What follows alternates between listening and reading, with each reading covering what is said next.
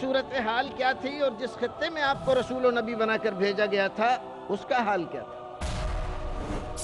وہ لڑ رہے تھے، عداوتیں اور دشمنیاں کر رہے تھے، ایک دوسرے کی جان کے دشمن ہو رہے تھے۔ کیوں؟ اس لیے کہ ان کے پاس آسمانی ہدایت نہیں تھی، ان کے پاس کسی نبی کے ارشادات نہیں تھے، ان کے پاس ایک مقصد نہیں تھا۔ لیکن آج امت مسلمہ، کیا اس کے پاس ایک رب نہیں ہے؟ کیا ایک رسول نہیں ہے؟ کیا ایک قرآن نہیں ہے؟ کیا ایک مقصد نہیں ہے؟ کیا چیز ہے؟ وجہ کیا ہے؟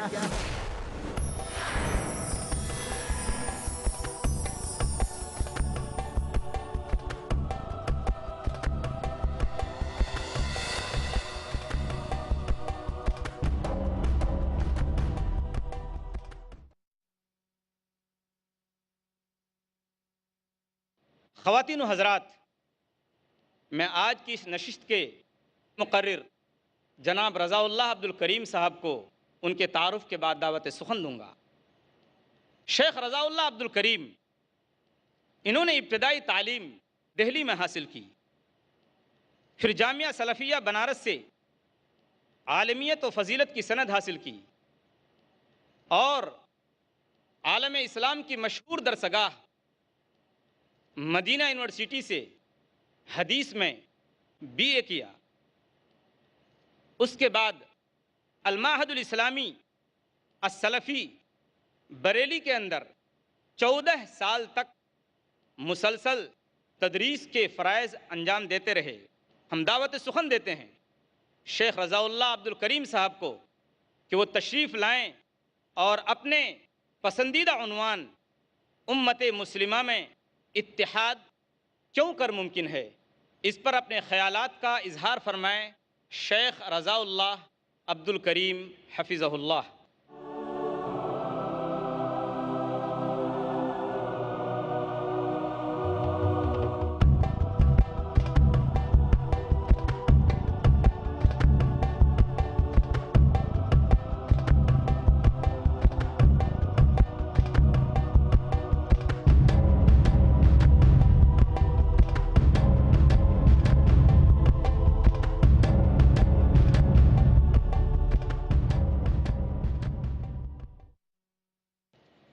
السلام علیکم ورحمۃ اللہ وبرکاتہ۔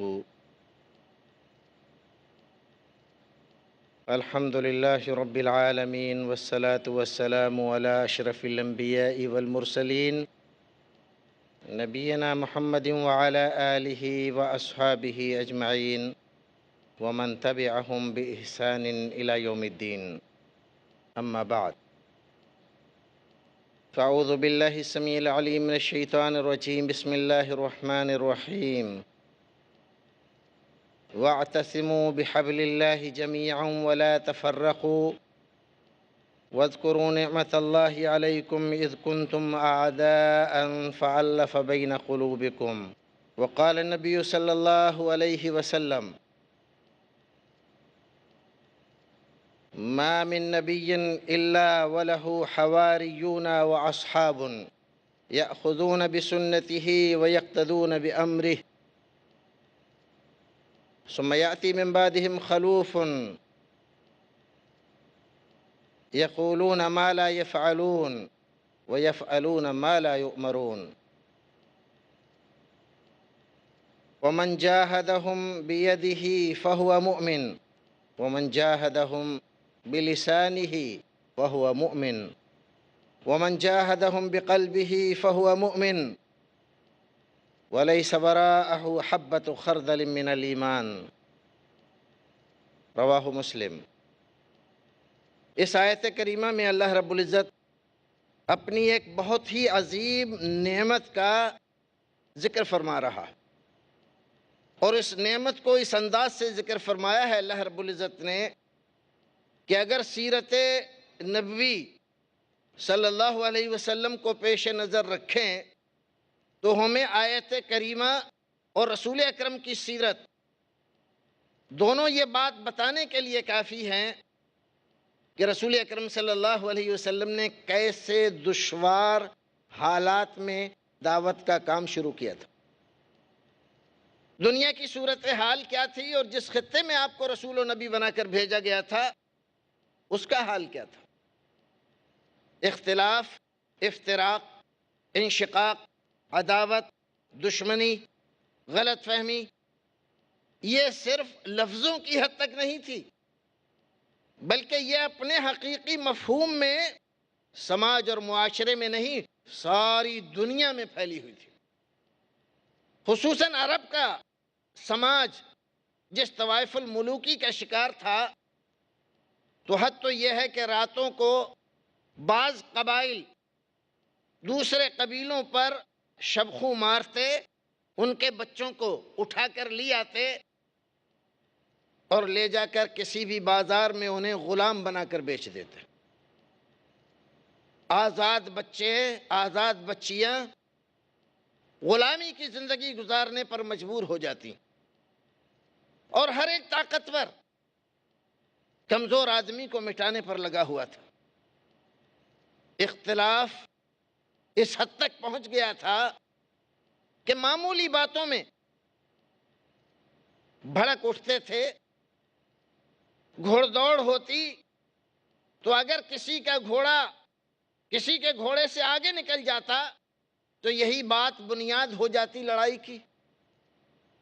اگر کسی نے کوئی شعر کہہ دیا کسی قبیلے کے تعلق سے تو یہی بنیاد بن جاتی مار کاٹ کی۔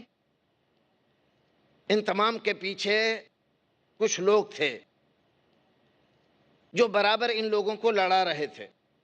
اللہ رب العزت نے نبی محترم صلی اللہ علیہ وسلم کو رحمت للعالمین بنا کر بھیجا، اور قرآن گواہ ہے۔ اللہ رب العزت فرماتا ہے وَأَلَّفَ بَيْنَ قُلُوبِهِمْ لَوْ أَنفَقْتَ مَا فِي الْأَرْضِ جَمِيعًا مَا أَلَّفْتَ بَيْنَ قُلُوبِهِمْ۔ اے نبی، ہم نے اپنی رحمت سے آپ کے ذریعے ان لوگوں کے دلوں کو ایک کر دیا۔ وَأَلَّفَ بَيْنَ قُلُوبِهِمْ، تالیف قلب۔ اور اگر ہماری مہربانی، ہمارا فضل و کرم، ہماری ہدایات نہ ہوتی اور آپ اس کو کسی دوسرے ذریعے سے کرنا چاہتے، ان کو ایک بنانا چاہتے، ان کی دشمنیوں کو ختم کرنا چاہتے، ما الفت بین قلوبہم، آپ ان کے دلوں کو ایک نہیں کر سکتے تھے، چاہے دنیا بھر کا مال آپ خرچ کر دیں۔ لو انفقت ما فی الارض جمیعا، زمین میں جتنے خزانے ہیں سارے خزانے آپ لٹا دیتے، لگا دیتے، اور کوشش کرتے کہ یہ ایک ہو جائیں، تو کوششیں ناکام ہو جاتی، کبھی بھی یہ ایک نہیں ہو سکتے تھے۔ اللہ رب العزت نے ان آیتوں میں جو صورتحال عرب کی، عرب معاشرے اور سماج کی کھینچی ہے، اور پھر اپنی نعمت کا تذکرہ فرمایا ہے، اس کی روشنی میں آج ہم اپنے آپ کو دیکھیں، ہم کہاں کھڑے۔ وہ لڑ رہے تھے، عداوتیں اور دشمنیاں کر رہے تھے، ایک دوسرے کی جان کے دشمن ہو رہے تھے، کیوں؟ اس لیے کہ ان کے پاس آسمانی ہدایت نہیں تھی، ان کے پاس کسی نبی کے ارشادات نہیں تھے، ان کے پاس ایک مقصد نہیں تھا۔ لیکن آج امت مسلمہ، کیا اس کے پاس ایک رب نہیں ہے؟ کیا ایک رسول نہیں ہے؟ کیا ایک قرآن نہیں ہے؟ کیا ایک مقصد نہیں ہے؟ کیا چیز ہے؟ وجہ کیا ہے؟ آج ہمارے اختلاف کے افسانے اپنے اور غیر دونوں دہرا رہے ہیں، کہہ رہے ہیں، اور ہم جانتے ہیں کہ واقعی ہم اختلاف میں اتنے زیادہ بڑھ گئے ہیں کہ ایک مصری عالم نے کہا اتفق المسلمون علی الا یتفقوا، مسلمانوں نے ہر ایک بات میں اختلاف کر رکھا ہے، ہاں ایک بات میں ضرور متفق ہیں، اور وہ بات کیا ہے کہ کبھی متفق نہیں ہوں گے۔ اس بات میں ضرور اتفاق، باقی کسی بات میں اتفاق نہیں ہے۔ اللہ، رسول، قرآن، کعبہ، دین، ایمان، روزہ، نماز، حج، زکوٰۃ، ہر ایک مسلمان ان کو مانتا ہے، لیکن ہر ایک آدمی اپنے انداز سے ماننے کے لیے تیار ہے، ہر ایک آدمی اپنے طور پر ادا کرنے اور اپنے طور پر ماننے پر بضد ہے۔ حد تو یہ ہے کہ رسول اکرم صلی اللہ علیہ وسلم ساری زندگی جس بات کی ہدایت کرتے رہے، جس بات سے روکتے رہے، آج امت کا بڑا حصہ اسی بات پر بضد ہے کہ ہم یہ راستہ نہیں چھوڑیں گے۔ حضرت جابر رضی اللہ تعالیٰ عنہ کی حدیث امام مسلم رحمۃ اللہ علیہ نقل فرماتے ہیں، حدیث لمبی ہے اور مجھے اس کا صرف اتنا حصہ یہاں کہنا مقصود ہے۔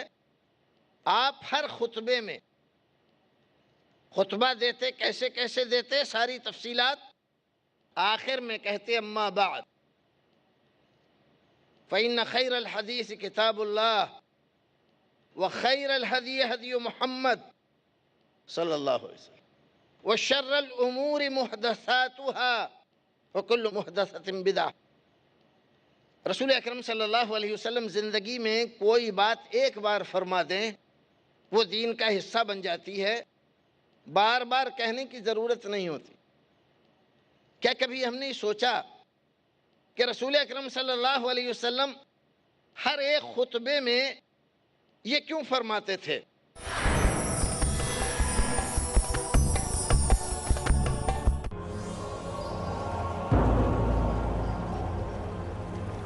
الف لام میم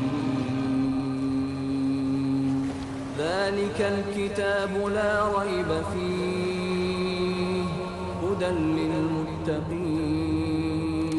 قرآن حکیم اللہ رب العزت کا آخری اور مکمل کلام جو اس نے نبی کریم صلی اللہ علیہ وسلم پر نازل فرمایا۔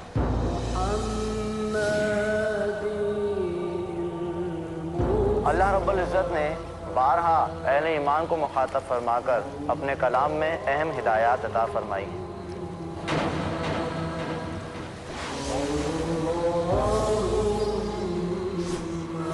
ان ہدایات کا جاننا تمام اہل ایمان کے لیے انتہائی ضروری ہے۔ آئیے اس موضوع پر دیکھیے ہمارا پروگرام اللہ کا پیغام مومنوں کے نام، صرف پیس TV Urdu per.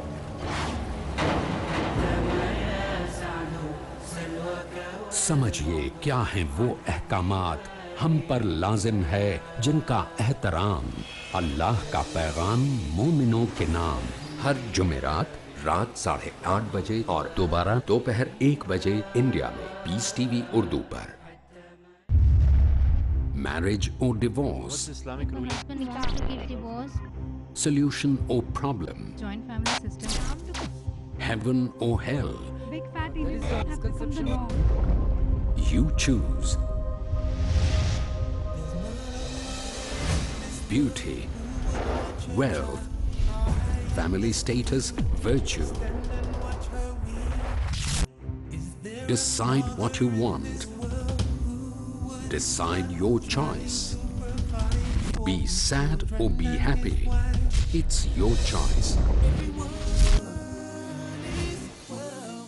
Join Dr. Zakir Naik in Better Half or Bitter Half ہر سنیچر رات 8 بجے اور دوبارہ صبح 10 بجے انڈیا میں پیس ٹی وی اردو پر۔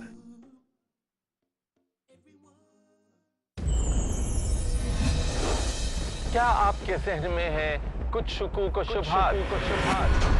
تو پھر دیکھیے پیس ٹی وی اردو پر حافظ مامون کے سوالات اور میرے جوابات۔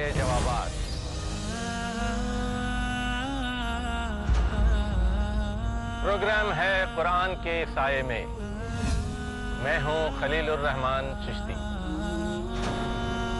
جانیے जिंदगी का वो मुकम्मल नजरिया जिसमें अल्लाह ने बयान किए हैं अहकामात, दोनों जहान की कामयाबी के बारे में, कुरान के साए में।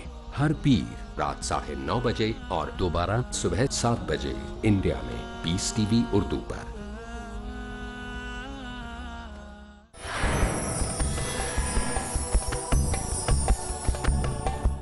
खैर अल हदीस किताबुल्लाह, तमाम हदीसों में बेहतर हदीस, तमाम किताबों में बेहतर किताब अल्लाह की किताब है, और तमाम रास्तों में बेहतर रास्ता मोहम्मद रसूलुल्लाह का रास्ता है। एक बार आपने कह दिया कि तमाम किताबों में बेहतर किताब अल्लाह की किताब है, काफ़ी। एक बार आपने कह दिया कि तमाम रास्तों, मजहबों, तरीक़ों में बेहतर तरीक़ा, रास्ता, मजहब मोहम्मद रसूलुल्लाह का है, काफ़ी है। दीन का हिस्सा है, इसमें कोई तब्दीली नहीं की जा सकती। लेकिन आप हर खुतबे में क्यों दोहराते हैं?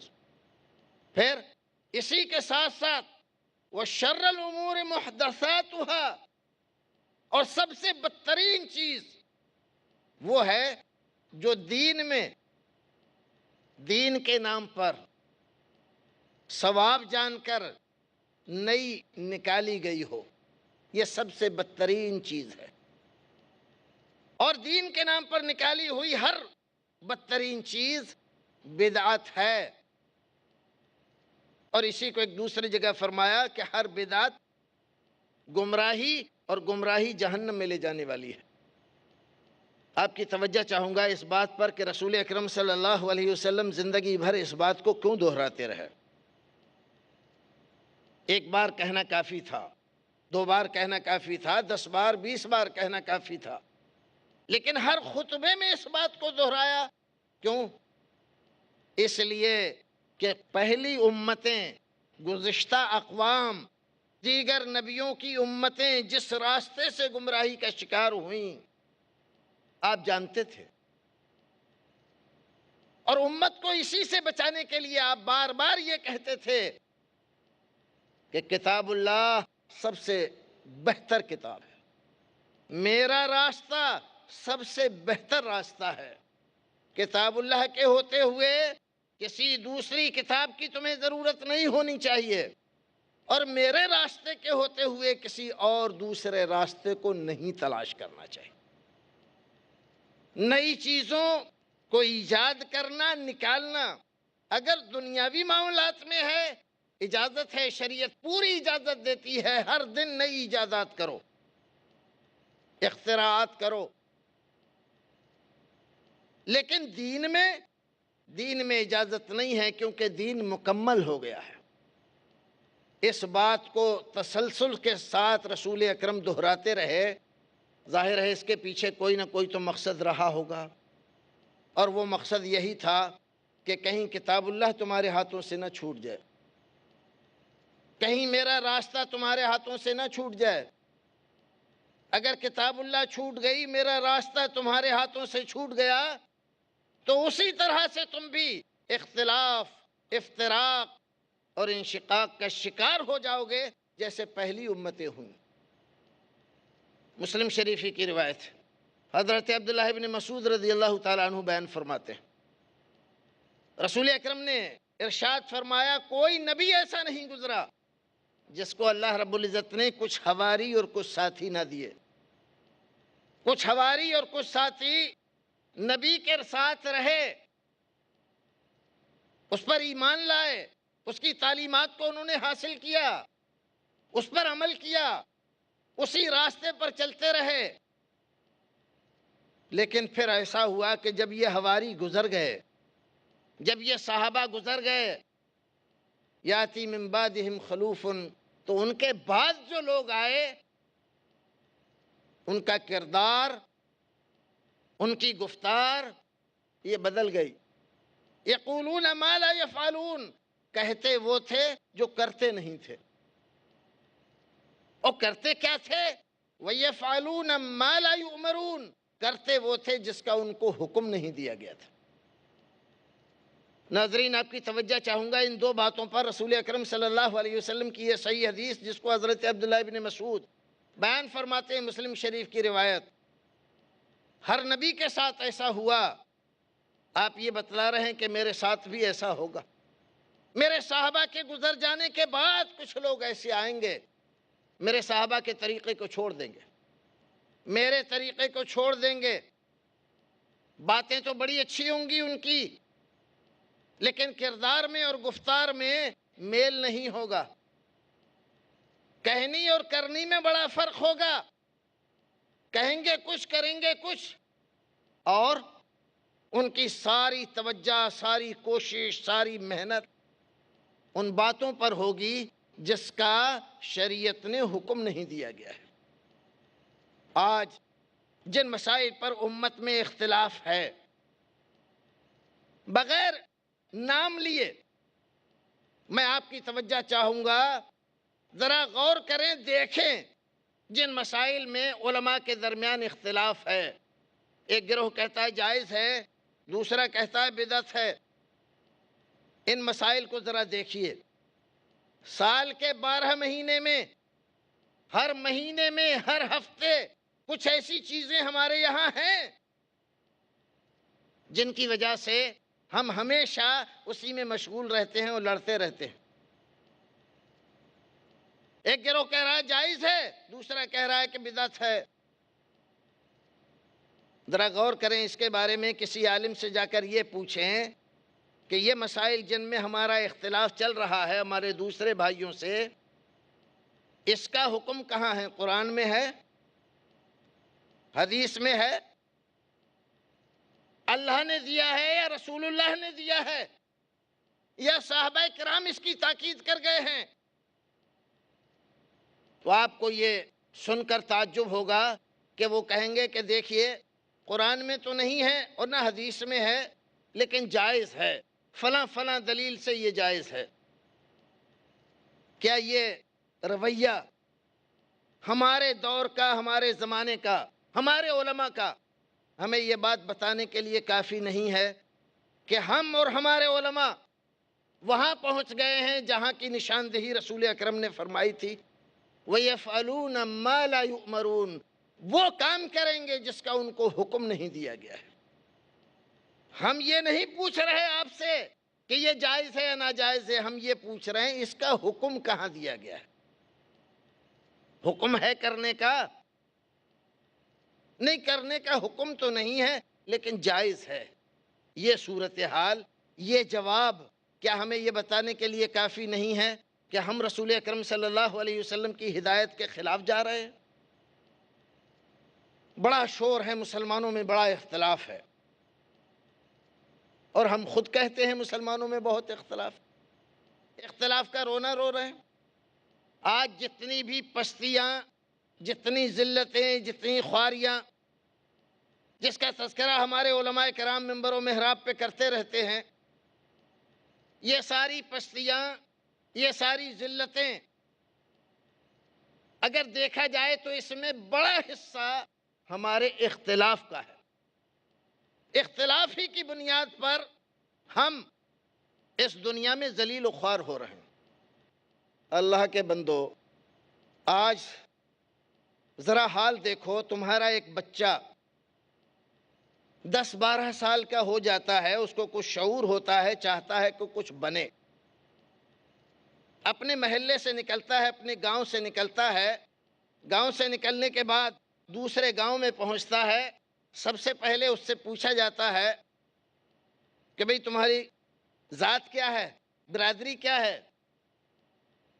جہاں گیا وہ، وہاں اس کی برادری کے علاوہ دوسرے لوگ رہتے ہیں، تو اب وہاں ان کے تعصب کا وہ شکار ہو جاتا ہے۔